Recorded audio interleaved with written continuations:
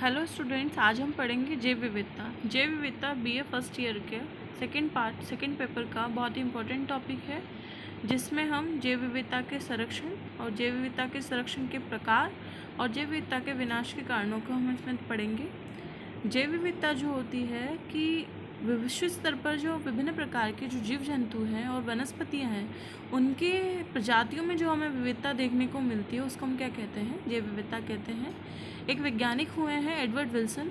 इन्होंने जैव विविधता के संगठन के प्रत्येक स्तर पर जो विविधता दर्शाने के लिए जो शब्द प्रयोग किया है उसको इन्होंने क्या कहा है? जैव विविधता कहा है। अब जैव विविधता को हम 3 स्तर पर देख सकते हैं, या यह कह सकते हैं कि जैव विविधता 3 प्रकार की होती है, जिसमें आनुवंशिक विविधता, प्रजाति विविधता और पारिस्थितिकी विविधता प्रमुख है।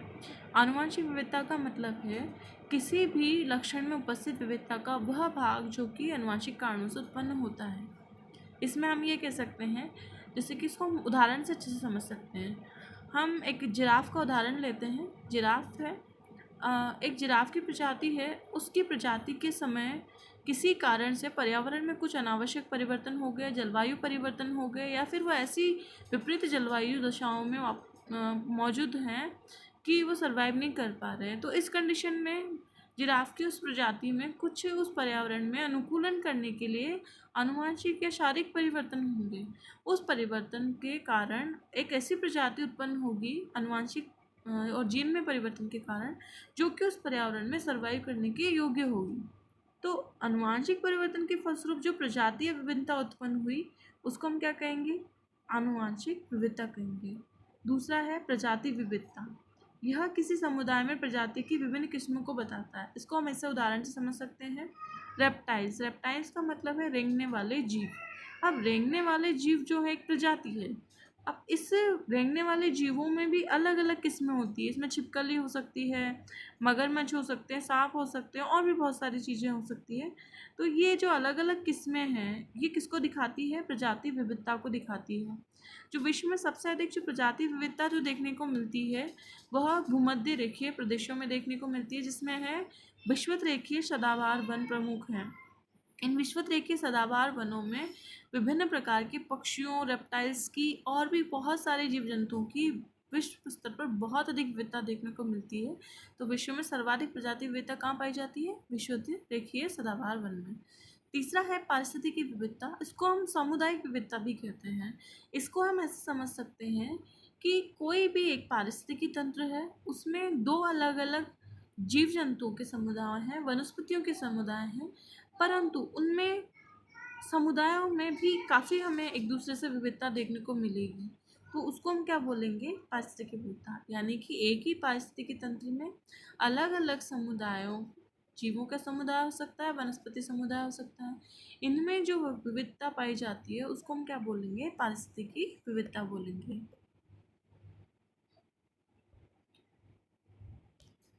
अगला जो है जैव विविधता का संरक्षण। जैव विविधता का संरक्षण से मतलब ये है कि जीवों को उनके हम या तो उनके प्राकृतिक आवास में जहाँ उनका विकास हुआ है, उनकी उत्पत्ति हुई है उसमें, या उन्हें कुछ ऐसे सुरक्षित स्थान पर संरक्षण प्रदान किया जाता है, तो उसको हम क्या बोलेंगे? जैव विविधता का संरक्षण। अब संरक्षण को प्रदान करने की आवश्यकता हमें किनको है? वह जीव, वह वनस्पति, वह जंतु जिसकी मतलब प्रजाति विलुप्तीकरण की कगार पर है, यानी कि विनाश की कगार पर, नष्ट होने की कगार पर है। तो इस स्थिति में उस प्रजाति के संरक्षण प्रदान करने की बहुत अधिक आवश्यकता है। जो विश्व स्तर पर जो जैव विविधता का संरक्षण है उसके 2 प्रकार हैं। स्वस्थानीय संरक्षण, बहिस्थानीय संरक्षण। स्वस्थानीय संरक्षण का मतलब ये है कोई भी जीव जिसका जो आवास क्षेत्र है, जहाँ वो उत्पन्न हुआ है, जहाँ उसने विकास किया है, यदि हम उसको उसके आवास क्षेत्र में ही संरक्षित करते हैं, संरक्षण प्रदान करते हैं, तो वो क्या कहलाएगा? स्वस्थानीय संरक्षण। इसके यहाँ 3 प्रकार हैं। उपवन झीलें, यानी कि राष्ट्रीय उद्यान है, जीवमंडलीय आरक्षित क्षेत्र हैं, और साथ ही वन्य जीव अभ्यारण्य है। ये सब किसके उदाहरण हैं? जैव विविधता के संरक्षण के उदाहरण है। कौन से? स्वस्थानीय संरक्षण के। अब जो जीवमंडलीय आरक्षित क्षेत्र ये 2 प्रकार के हैं, स्थलीय और समुद्री। यानी कि ऐसा नहीं है कि सिर्फ हमें स्थलीय भागों पर ही हम जैव विविधता का संरक्षण कर सकते हैं, समुद्री क्षेत्रों में भी हम जीवों का संरक्षण कर सकते हैं। जैसे प्रवाल भित्तियाँ हैं, प्रवाल जो क्या है? समुद्री जीव है, तो उसका संरक्षण हम कहाँ करेंगे? समुद्र में ही तो कर पाएंगे ना।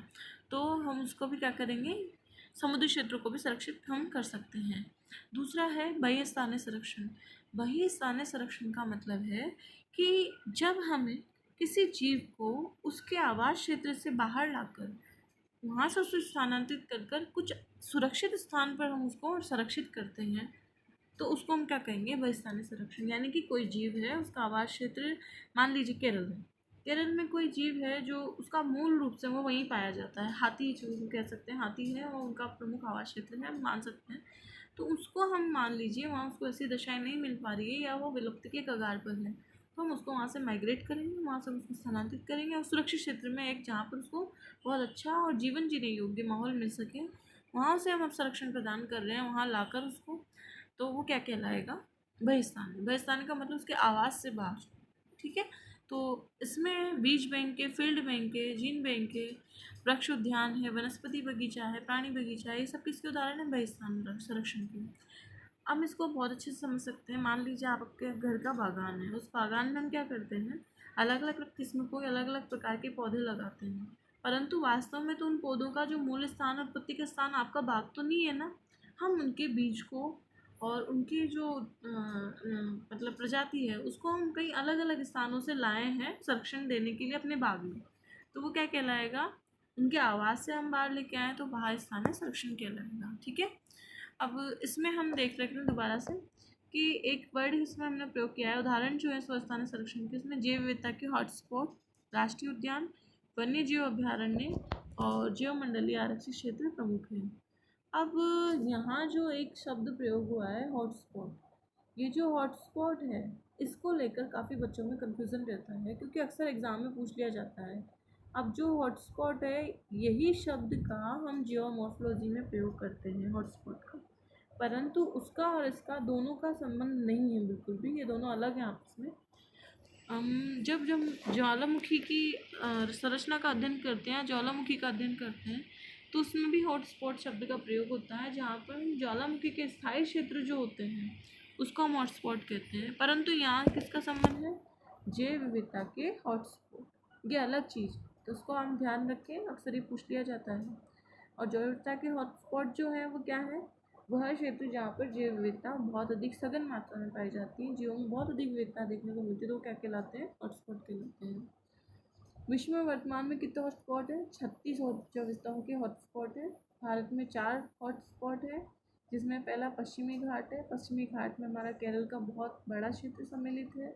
भारत में बर्मा प्रदेश, भारत बर्मा प्रदेश, सुंडालैंड यानी निकोबार द्वीप समूह का क्षेत्र, हिमालय क्षेत्र, ये 4 प्रमुख क्षेत्र हैं, वो क्या है, हॉटस्पॉट है भारत में। इनको याद रखना, आपसे अक्सर पूछ लिया जाता है। और भारत में जो राष्ट्रीय उद्यान है वो कितने हैं, 105, और जीवमंडलीय आरक्षित क्षेत्र जो कितने हैं, 108, और वन्य जीव अभ्यारण्य कितने हैं, 553। अब आप सोच रहे होंगे कि राष्ट्रीय उद्यान, जीवमंडलीय आरक्षित क्षेत्र, वन्य जीव अभ्यारण्य सब है तो जैव विविधता के संरक्षण के क्षेत्र, परंतु इनमें अंतर क्या है, तो इस अंतर को हम अगले लेक्चर में हम डिस्कस करेंगे। आज के लिए इतना काफ़ी है। Thank you.